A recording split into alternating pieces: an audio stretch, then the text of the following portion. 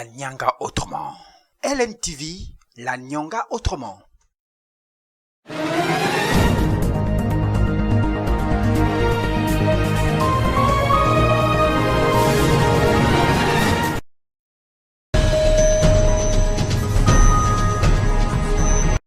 D'aucuns disent que c'est une malade mentale, mais la voyant s'exprimer, on aurait dit une abandonnée. Normal, puisque c'est sous ce caterpillar que cette compatriote loge avec son enfant âgé de 1 an. Surprise, en train d'installer son linge sur la barrière de la mairie centrale, personne, tel est son nom, s'est exprimé par des mots pouvant faire couler des larmes. Ah, mais c'est le comportement aussi qui fait en sorte qu'elle se comportait pas bien avec moi. Voilà pourquoi je suis partie de la maison. À chaque fois, elle se plaignait des choses qui disparaissaient dans la maison. Voilà pourquoi je suis quittée là-bas. Je suis allée en location. Ça, c'est depuis que je suis ici. Ça, c'est la 4e ou 5e location. Je n'ai fait que quitter de maison en maison en train de louer. La dernière location, c'est là où je n'ai pas pu payer. Parce que je n'ai pas le travail. Je remets ça dans mon panier à linge. Et après? Ce sont mes habits, c'est ça que je porte. Là, depuis que je suis sortie de la maison, c'est là où ça reste. Je reste avec ça là. Comme tout de suite, là, je reviens de la rivière, à Moulouti. C'est là-bas où je suis allée me laver. J'ai lavé mon linge là-bas. Mais c'est pas aujourd'hui, c'est depuis, même quand je suis venue, quand j'étais encore à Mavungi, là-bas, je cherchais de l'aide, si on pouvait me trouver un endroit pour me loger avec les enfants. En tout cas, quand je me présente, personne ne me vient en aide.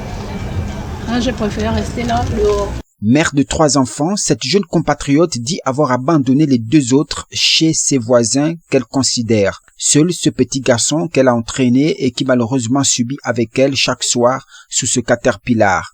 Le froid, les moustiques et autres dangers guettent cette compatriote. Un cri d'alarme est donc lancé.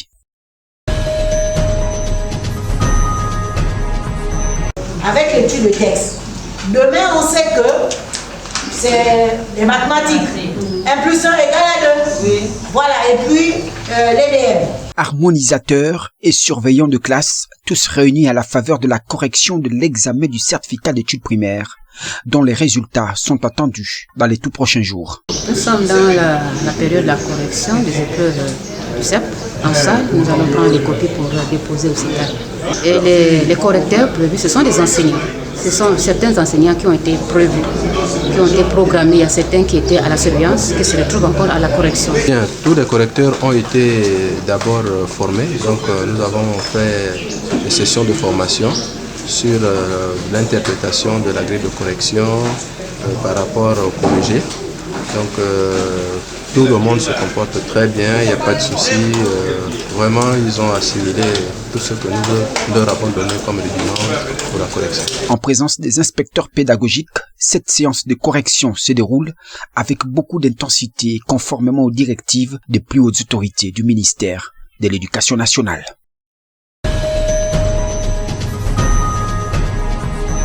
Le ministre Pacom Kossi a visité Olampan Gabon dans l'Angounié, découvrant un modèle intégré alliant agriculture, transformation, emploi et soutien communautaire.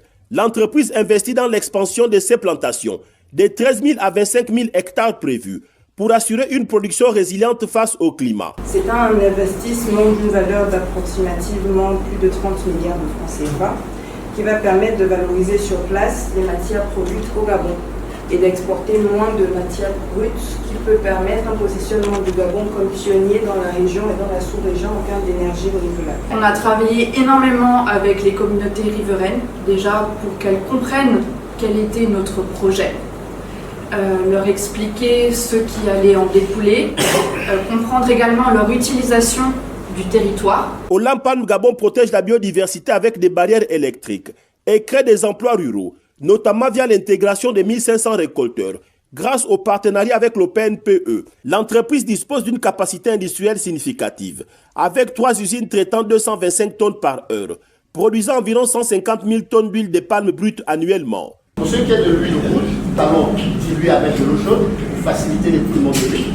Ensuite, nous allons tamiser pour commencer à enlever toutes sortes d'impuretés. C'est intéressant de voir Donc le business de l'âme aujourd'hui, ce n'est pas juste produire de l'huile, mais c'est aussi tout un arsenal ou un système de protection des plantations avec des barrières électriques pour se protéger des éléphants.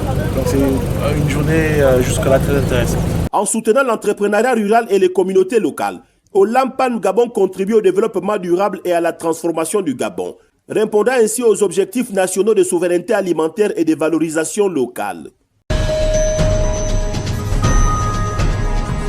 Carrefour Isaac, avant c'était un simple espace, un simple monument, parfois insalubre, dégarni. Nous nous sommes posé la question, comment changer le visage du Carrefour Isaac, qui était devenu un dépotoir, mais également un endroit où des fous y dormaient et y laissaient la saleté. Mais après 2 semaines et demie de travaux, grâce à son partenariat avec la jeune PME locale d'Eluzem, la mairie a dévoilé le site, un espace qui offre désormais un environnement plus agréable aux habitants, un charme contribuant ainsi à l'embellissement de la ville, une aubaine pour les adeptes de photos. C'est mieux parce que ça fait une bonne impression dans la ville. C'est tellement beau que nous, on ne peut que dire merci encore à l'État. Le maire s'est félicité de l'aboutissement de ces travaux. Guy-Pierre Biteguet a souligné que cette réalisation s'inscrit dans la volonté de son équipe de faire de Lambaréné une cité où il fait bon vivre. Il vous souviendra que lorsque nous sommes arrivés à Lambaréné, nous avons mis notre gestion sur le triptyque Lambaréné ville belle, Lambaréné ville lumière, Lambaréné ville prospère. Et donc nous nous battons pour donner un visage de beauté à cette ville. Et aujourd'hui, tous ceux qui passent par là vous disent tout le bonheur qu'ils ont à voir ce lieu-là qui a changé et où moi-même j'ai le plaisir à y faire un tour, voir comment les gens s'arrêtent là pour faire des photos. C'est pas le dernier, d'autres sites vont être transformés et nous pensons y vraiment donner un autre visage, un visage plus beau à la commune de Lambaréné. Le premier citoyen de la ville a indiqué ensuite l'importance de poursuivre ses efforts de modernisation et d'amélioration du cadre de vie des habitants et à ses concitoyens de ne pas verser dans l'incivisme habituel.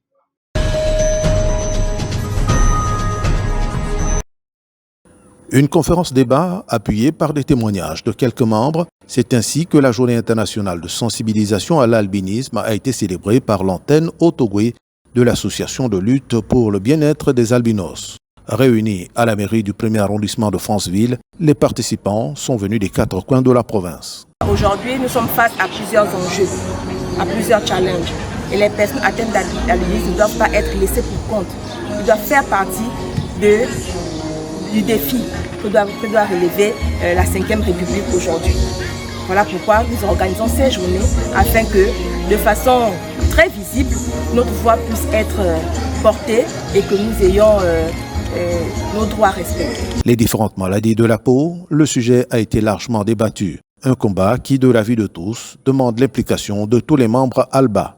La sensibilisation était portée sur le fait d'être fiers de ce que nous sommes, mais également de célébrer la diversité de peau. Donc on fait une unité dans la diversité, de savoir que nous avons non seulement l'albinisme, nous avons le vitiligo, nous avons plein d'autres, comme moi, des maladies liées à la peau. Par conséquent, nous devons être ensemble pour pouvoir être non seulement fiers de ce que nous sommes, mais également de dire ce que nous vivons afin d'être soutenus et bien représentés. Souvent montrés du doigt, du fait de la couleur de leur peau, les albinos, dans bon nombre de cas, hésitent à apparaître en public et le Haut-Ogooué n'est pas épargné par le phénomène.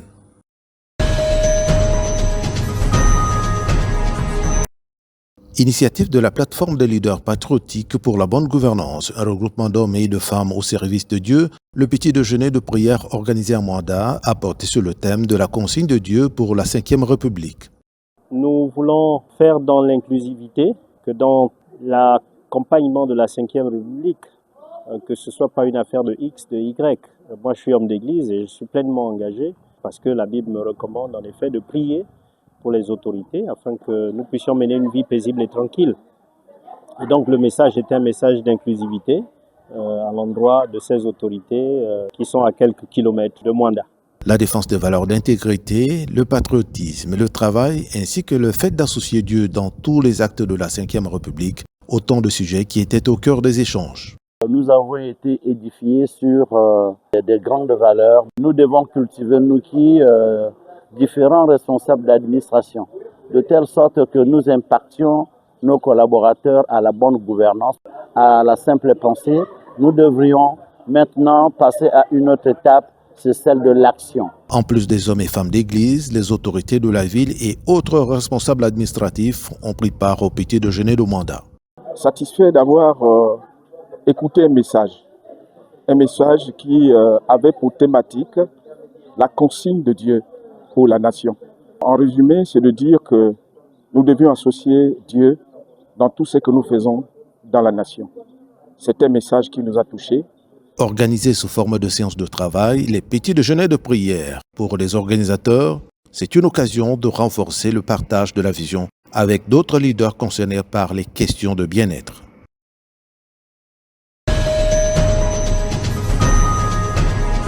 Au centre d'éducation préscolaire OIM2, l'heure est au bilan et aux célébrations. Parents, éducateurs, autorités administratives et invités se sont réunis pour marquer la fin d'une année scolaire couronnée de succès. Cette cérémonie de clôture a permis de saluer les performances des élèves qui s'apprêtent à rejoindre le cycle primaire, mais aussi de mettre en lumière le travail accompli tout au long de l'année par l'équipe éducative. Dans son discours empreint d'émotion, Madame Claudine a exprimé sa gratitude envers Dieu, sa hiérarchie, les parents d'élèves et l'ensemble du personnel éducatif qui l'ont accompagné durant son parcours professionnel. Après 28 ans de service au sein des ministères des Affaires sociale et de l'éducation nationale, celle qui a dirigé le centre préscolaire OIM2 quitte ses fonctions avec le sentiment du devoir accompli. La future retraitée a particulièrement salué l'engagement des éducateurs et du personnel d'encadrement, soulignant leur patience, leur dévouement et leur bienveillance au service des enfants. Les témoignages de reconnaissance se sont multipliés tout au long de la cérémonie,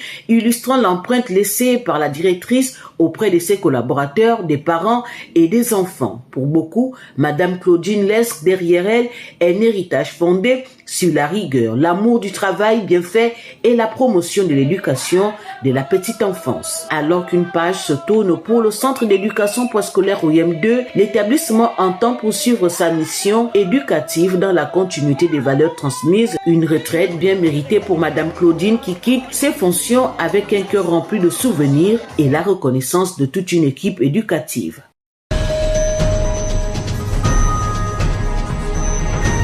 Une polémique assez surprenante ici au Sénégal. Depuis la défaite des Lions de la Teranga la semaine dernière face à la France en Coupe du Monde, la ministre des Sports, Jirey Clotilde Coly, est victime de cyberharcèlement sur les réseaux sociaux. Et c'est son apparence qui est la cible de critiques. En premier lieu, sa coupe de cheveux courte, jugée par certains internautes éloignée des standards supposés de l'identité africaine. Faux dénoncent certains journaux, notamment l'Enquête, pour qui le crâne rasé n'a rien d'étranger à ce continent. Il a longtemps été associé au rite, au deuil, à la force ou encore à l'indépendance. Le journal LAS, lui, fustige des attaques à caractère sexiste et misogyne. Nommée le 1er juin, la toute nouvelle ministre des Sports a bénéficié du soutien également de plusieurs voix de la société civile et du ministère de la Famille qui, dans un communiqué, a exprimé sa profonde préoccupation face à la recrudescence des attaques, des moqueries et des insultes visant des femmes exerçant des responsabilités publiques. Les associations féministes, elles, s'inquiètent d'un phénomène qui prend de l'ampleur, le phénomène du body shaming ou dénigrement du corps, amplifié selon elles par les réseaux sociaux.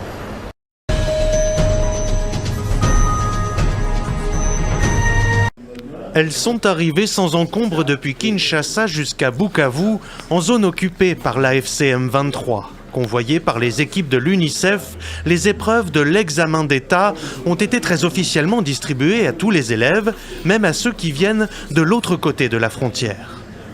Comme vous le savez, pour l'instant, nos frontières sont fermées, mais nous avons fait une dérogation spéciale pour tous les étudiants, les finalistes qui étaient de l'autre côté, pour qu'ils puissent traverser et venir passer leurs épreuves.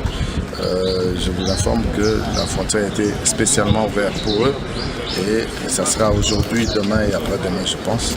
Et les restes, les élèves vont retourner sans aucun problème. Avec un total de 42 214 candidats, l'examen d'État 2026 enregistre dans ce district éducationnel une déperdition de près de 9%. Mais à l'échelle de toute la province du Sud Kivu, c'est 30% des élèves qui ne passeront pas l'exeta cette année. La bonne nouvelle néanmoins, c'est que les filles représentent 52% des effectifs, marquant une avancée significative. C'est un progrès qui n'a pas existé, mais nous avions, et nous et les partenaires, fait un effort pour dire toutes les filles à l'école, voilà les résultats commencent à se présenter. Avant les sciences mardi, les options mercredi et les langues, français et anglais jeudi, les finalistes tirent le bilan de cette première journée d'épreuve consacrée à la culture générale. De ma part, l'examen était facile parce que les questions que j'avais étudiées, c'est ce qu'on a amené. C'est pourquoi ça m'a facilité la tâche. Les questions étaient un peu difficiles, mais pour ceux qui s'efforcent à étudier, à faire des tours dans les cahiers, vraiment c'est facile. Pour cet examen 2026, d'après l'inspection provinciale, 2 candidats ont moins de 16 ans, quand le plus âgé est un autodidacte de 52 ans.